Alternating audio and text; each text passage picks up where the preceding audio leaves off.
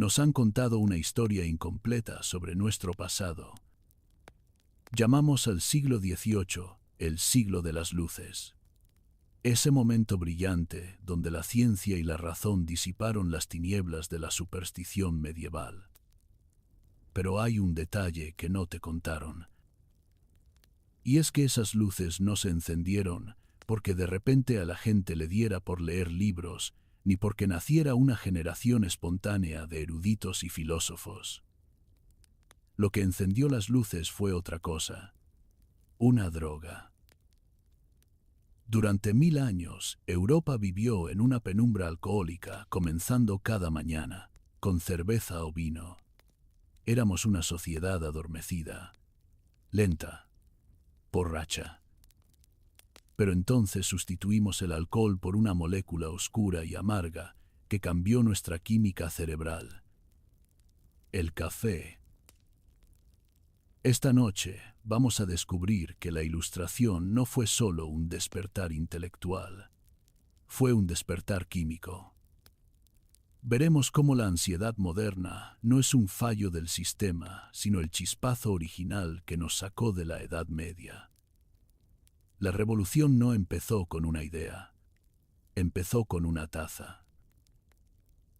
Pero antes de empezar, tómate un momento para dar me gusta al vídeo y suscribirte, pero hazlo solo si sientes que este refugio te ayuda a desconectar del ruido del día.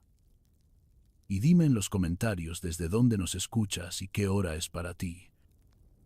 Me encanta ver cómo la historia, y especialmente la psicología detrás de la historia, une a personas de diferentes partes del mundo. Ahora relájate. Relaja tus hombros. Relaja tu cara. Siente como tu cuerpo, poco a poco, se vuelve más y más pesado, y déjate llevar. Es la hora de dormir con la historia. Imagina que eres un comerciante de telas en el Londres del siglo XVII. Es una mañana de noviembre fría y gris. La niebla del Támesis se pega a los adoquines y entra por las rendijas de tu ventana. Te levantas con el cuerpo pesado, entumecido por el frío de una casa mal aislada. Bajas a la cocina. Tu familia ya está allí. Y aquí es donde la historia que te contaron en el colegio difiere de la realidad sensorial. No hay olor a café tostado. No hay té. El agua del pozo es peligrosa, un nido de cólera y tifus que nadie se atreve a beber cruda. Así que, para desayunar, te sirven lo mismo que a tus hijos y a tu mujer: una especie de sopa espesa, hecha de pan duro, huevos y, lo más importante, cerveza. Cerveza caliente. Bebes de una jarra de peltre pesado, un metal opaco y grueso. El líquido es nutritivo y seguro, pero tiene un efecto secundario inevitable. A las 8 de la mañana, tú y tu familia, y tus vecinos y el magistrado de la ciudad, todos empezáis el día con una ligera pero innegable embriaguez. Siente ese estado por un momento. No es una borrachera de taberna, es un zumbido constante, un abotargamiento suave. El mundo tiene los bordes redondeados. Tu mente flota en una neblina agradable. No hay urgencia. El tiempo es algo que pasa, no algo que se gasta. Si tienes que tomar una decisión comercial, la tomas con la intuición de quien ha bebido medio litro de alcohol antes del mediodía. Durante siglos, desde la caída de Roma hasta bien entrado el Renacimiento, este fue el estado mental de Europa. Un continente entero funcionando bajo los efectos de un depresor del sistema nervioso central. La realidad se percibía a través de un velo químico que fomentaba la relajación, la camaradería ruidosa y también la inercia intelectual. Pero ¿cómo es posible que una sociedad que vivía en este perpetuo estado de semi-embriaguez construyera de repente la ciencia moderna, la bolsa de valores y la ingeniería de precisión? La respuesta es que no pudieron. Tuvieron que cambiar su química cerebral primero. Déjame mostrarte el mecanismo invisible, el principio de estado base que los historiadores de las ideas suelen ignorar. La historia no la hacen solo los grandes hombres o las grandes teorías. La historia la hace la neuroquímica de los millones de cerebros que componen una sociedad. El alcohol es un depresor. Ralentiza las conexiones neuronales. Inhibe la ansiedad, sí, pero también inhibe la capacidad de enfoque profundo y sostenido que requieren las matemáticas o la filosofía analítica. Bajo la influencia del alcohol, el pensamiento es asociativo, emocional y borroso. Es perfecto para la poesía épica o la guerra feudal, pero terrible para el cálculo integral. Pero entonces, casi de la noche a la mañana en términos históricos, llega una sustancia oscura desde el Imperio Otomano. Una sustancia que hace exactamente lo contrario. Imagina ahora el cambio sensorial. Es 1652. Entras en uno de los primeros establecimientos de Londres que sirve esta novedad exótica. El olor ya no es el de la levadura agria y la humedad. El aire está cargado de un aroma seco, tostado, amargo y penetrante. Un olor que despierta los sentidos incluso antes de probarlo. Y te sirven el líquido en algo nuevo. Ya no es la jarra de peltre o madera, tosca y golpeada, que podías aporrear contra la mesa. Te entregan una taza de porcelana. Observa este objeto. Es fundamental. La porcelana es fina, casi translúcida. Es frágil. Si la tratas con la torpeza del alcohol, se rompe. Te obliga a cambiar tu postura corporal. Tienes que sostenerla con cuidado, con precisión, usando la pinza de los dedos, no el puño cerrado. El calor se transmite a través de las paredes finas, calentando tus yemas y conectándote físicamente con la bebida de una manera íntima. Y entonces llevas la taza, los labios, y ocurre el ritual. El primer sorbo. No es solo tragar líquido, es una inyección de claridad. En cuestión de 15 o 20 minutos, la niebla alcohólica que había cubierto la mente occidental durante 1000 años se disipa. Sientes cómo tus párpados se abren un poco más. El zumbido en tus oídos cesa. De repente los pensamientos ya no flotan a la deriva, se alinean. Se vuelven afilados, nítidos. Ese comerciante que antes divagaba, ahora siente una urgencia nueva. Una capacidad para concentrarse en una sola tarea ya, sea una columna de números o un argumento lógico, y no soltarla hasta resolverla.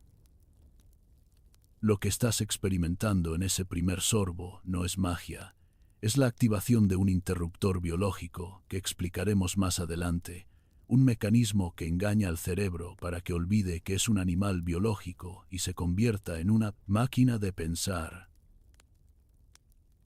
Europa pasó de beber un depresor a beber un estimulante. Pasó de la inhibición a la excitación. Y no es casualidad que justo en las décadas posteriores a la llegada de esa taza de porcelana nacieran la teoría de la gravedad, el microscopio y la economía moderna. La Ilustración fue literalmente un encendido de luces en la corteza prefrontal de todo un continente.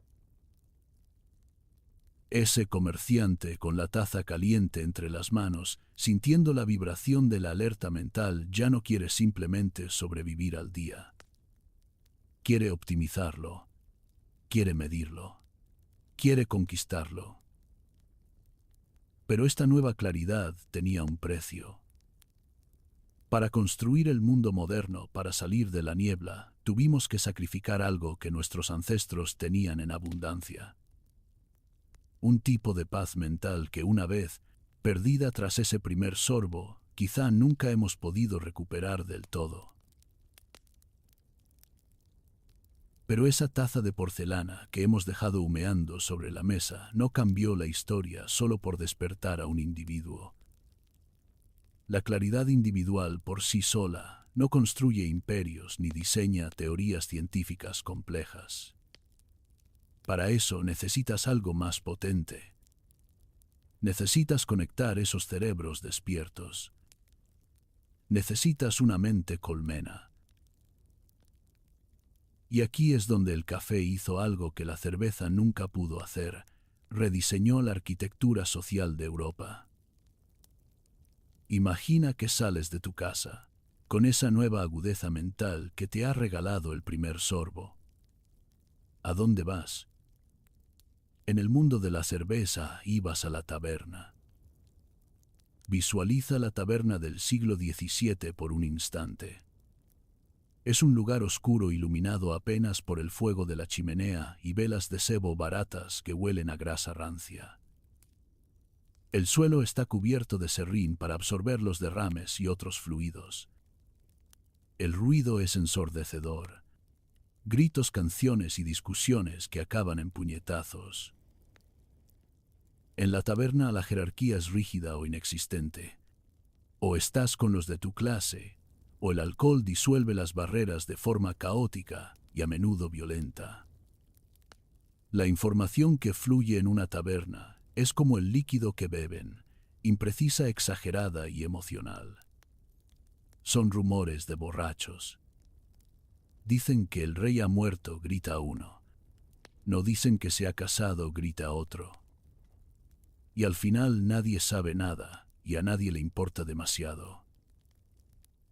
Pero ahora camina calle abajo y entra en una coffee house, una casa de café. El contraste sensorial es brutal. Lo primero que notas es la luz.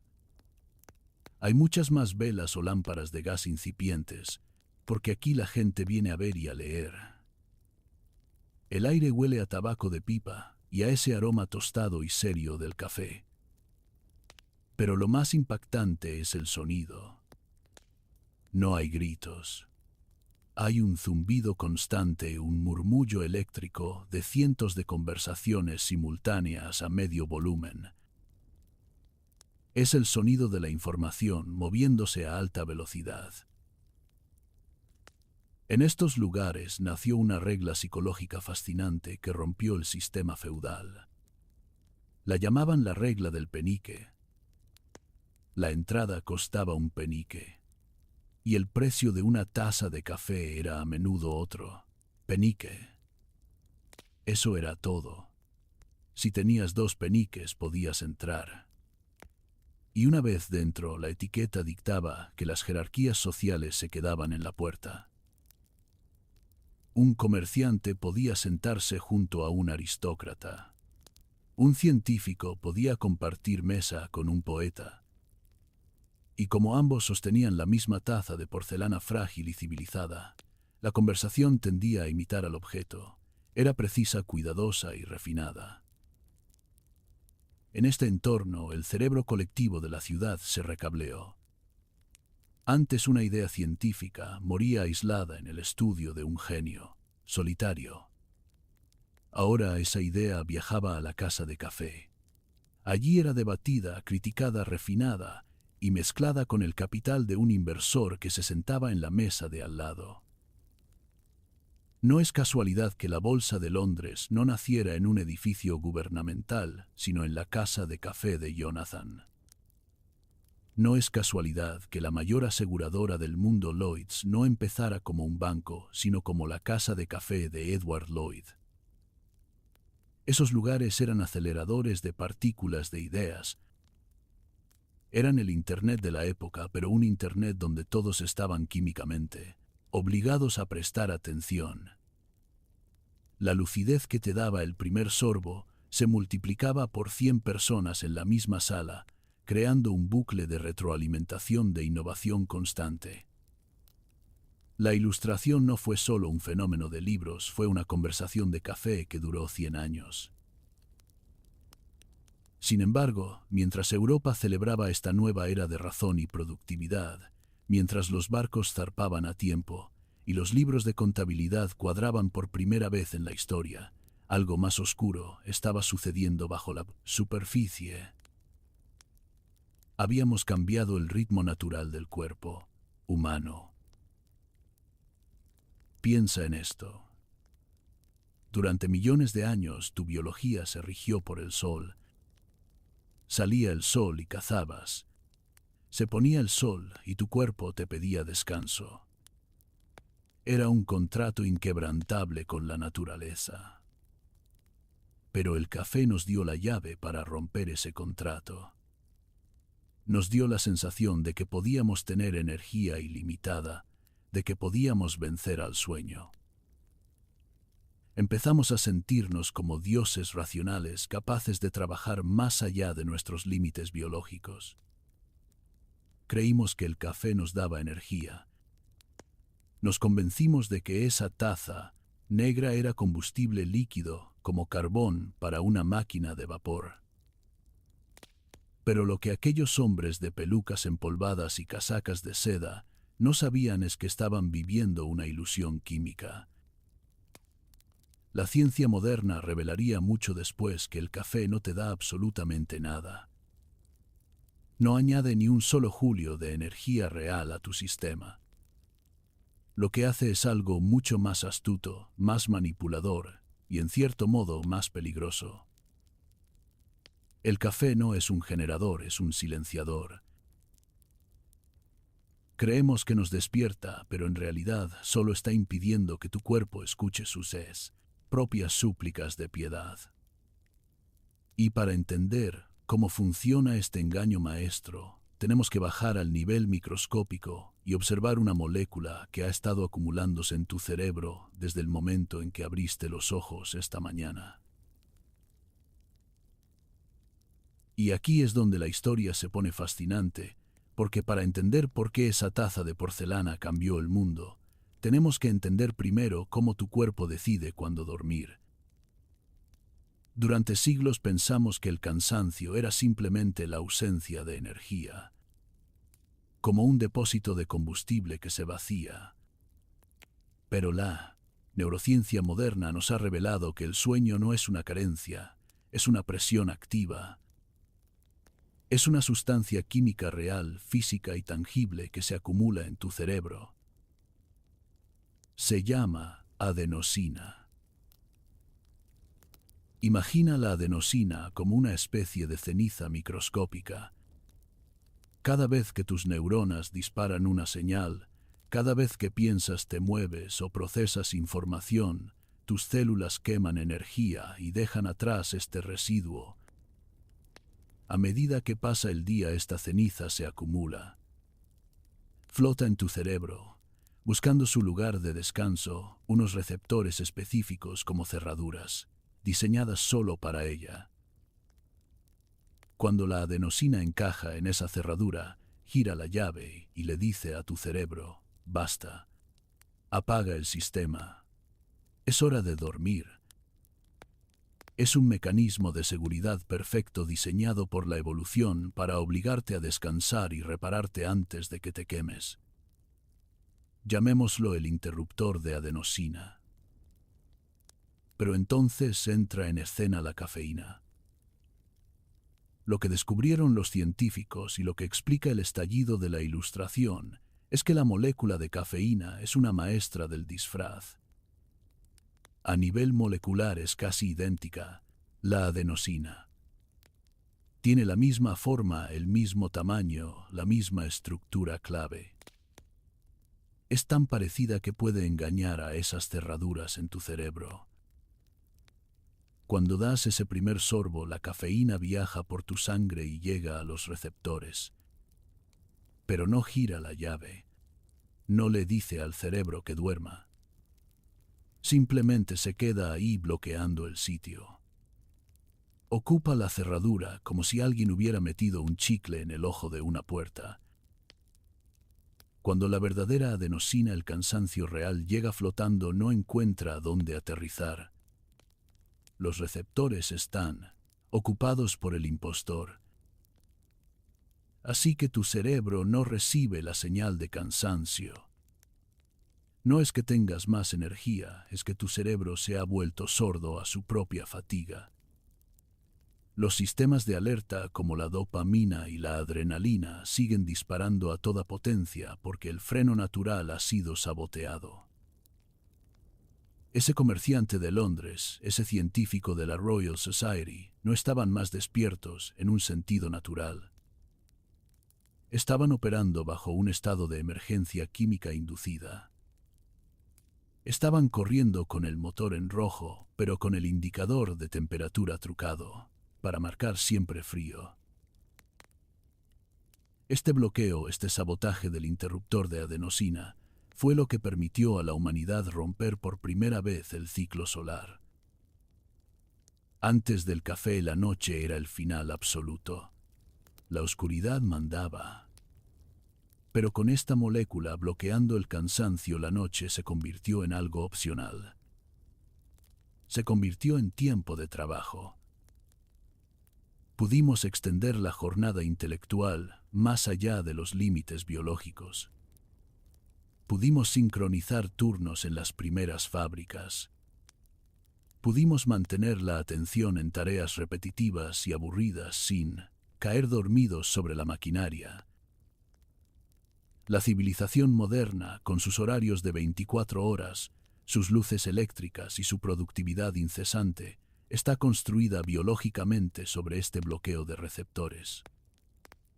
Sin la cafeína, taponando la señal de descanso, la revolución industrial se habría quedado dormida a las 6 de la tarde. El hombre ilustrado se sentía poderoso dueño de su mente, capaz de una razón pura y matemática. Pero no se daba cuenta de que su lucidez era prestada. Estaba hipotecando su descanso futuro para pagar la productividad presente. Y aquí está la gran ironía, el detalle que nadie en aquellas casas de café podía anticipar. Al bloquear el cansancio, al silenciar la voz del cuerpo que pedía parar, también bloqueamos la única cosa que permitía a la humanidad soñar, despierta, divagar y estar en paz con el caos del mundo. Aquí está lo irónico. Cambiamos la paz borrosa del alcohol por la ansiedad nítida de la cafeína. Y con ese cambio alteramos nuestra relación con el tiempo para siempre. Piénsalo un momento. Cuando bebíamos cerveza para desayunar, el tiempo era cíclico. Era como las estaciones. Hacías lo que podías mientras había luz y cuando el cuerpo decía basta, parabas. La vida tenía un ritmo lento, indulgente, marcado por la salida y la puesta del sol y suavizado por esa leve embriaguez constante. Los errores se perdonaban porque, bueno, todo el mundo estaba un poco lento.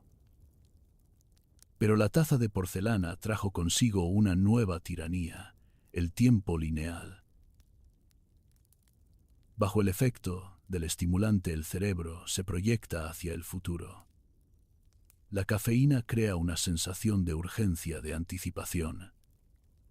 Ya no estás aquí y ahora disfrutando del momento borroso. Estás pensando en lo siguiente, en la próxima tarea, en el siguiente número, en el futuro. Fue justo en la era del café cuando los relojes dejaron de tener una sola manecilla para las horas y ganaron la manecilla de los minutos. De repente, el minuto importaba. La precisión importaba. Creamos un sistema económico, el capitalismo moderno, que es el reflejo exacto de un cerebro bajo los efectos de la cafeína. Es un sistema que exige crecimiento infinito, que nunca duerme, que siempre está alerta, que siempre mira hacia adelante. Un sistema ansioso por naturaleza. La Ilustración nos trajo la luz de la razón, sí. Nos trajo la medicina, la ingeniería, los derechos humanos. Pero también nos trajo la neurosis. Nos trajo el insomnio crónico como enfermedad civilizatoria. nos trajo la incapacidad de sentarnos en una silla y simplemente estar sin sentir la culpa de no estar haciendo. Esa fragilidad que notaste al principio en la taza de porcelana, esa necesidad de sostenerla con tensión, con cuidado con los nervios activados, se convirtió en la metáfora de nuestra vida interior. Nos volvimos frágiles y tensos, vibrando a una frecuencia alta y constante. Los filósofos de la época hablaban de la luz de la razón, disipando las tinieblas. Pero no se dieron cuenta de que las tinieblas, el sueño, el descanso, la desconexión, la borrachera suave de la fara, inactividad, tenían una función vital. Eran el bálsamo del alma humana. Al eliminar la niebla con nuestro primer sorbo diario, nos quedamos expuestos a una realidad demasiado nítida, demasiado brillante, demasiado exigente. Ganamos el mundo, pero perdimos la calma. Ahora siente esa transición. Imagina a ese comerciante de Londres años después. Es rico. Su negocio ha prosperado gracias a sus largas horas de contabilidad precisa en la casa de café. Pero sus manos tiemblan ligeramente. Sus ojos tienen ojeras profundas. Mira su reloj de bolsillo obsesivamente. Ha conquistado la pobreza, pero se ha convertido en un esclavo de su propia lucidez. Y mientras la hoguera crepita frente a nosotros, tranquila e indiferente al paso de los minutos, quizás empieces a notar algo familiar en esta descripción. Porque esa ansiedad, esa sensación de que el tiempo se escapa, de que siempre hay algo más que deberías estar haciendo, de que descansar es perder el tiempo, no es un defecto tuyo. Es la herencia química de hace 300 años. Y si miras tu escritorio mental ahora mismo o recuerdas tu mañana, de hoy verás que seguimos atrapados voluntariamente en el mismo ritual de 1650. Y esto te afecta hoy ahora mismo. Porque tú eres biológicamente y culturalmente un hijo de esa revolución. Piensa en tu rutina de esta mañana. Suena la alarma. Te despiertas groggy. Sientes esa pesadez detrás de los ojos. Es la adenosina que no se ha limpiado del todo o que sigue reclamando su espacio.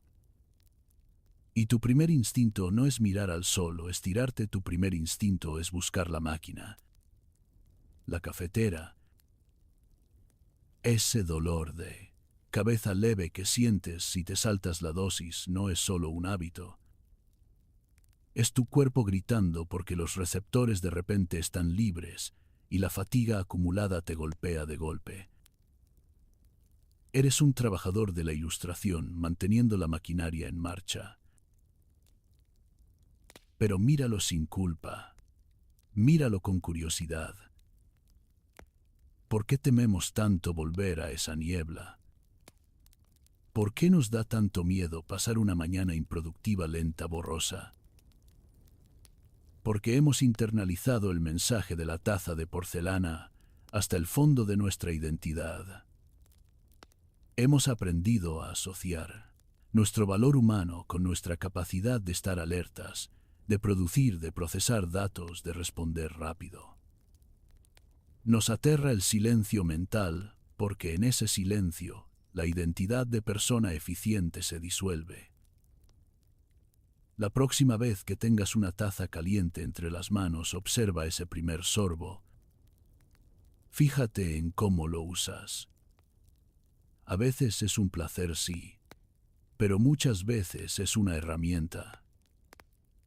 Es un arma que empuñas contra tu propia biología para poder encajar en un mundo que no perdona la lentitud. Realizas tu propio ritual de la ilustración cada mañana. Enciendes el interruptor, bloqueas el descanso y te lanzas a la carrera lineal del tiempo. Pero aquí junto al fuego podemos permitirnos una verdad diferente. No pasa nada por ser lento a veces. No pasa nada por dejar que la niebla entre. La productividad es maravillosa, nos dio vacunas y viajes espaciales. Pero la niebla, el estado de reposo, la mente divagante, eso es lo que nos hace humanos. Así que respira. Y miremos esa taza de café una última vez no como un capataz que nos obliga a trabajar, sino como un compañero histórico que nos ha traído hasta aquí, con todas nuestras luces y nuestras sombras.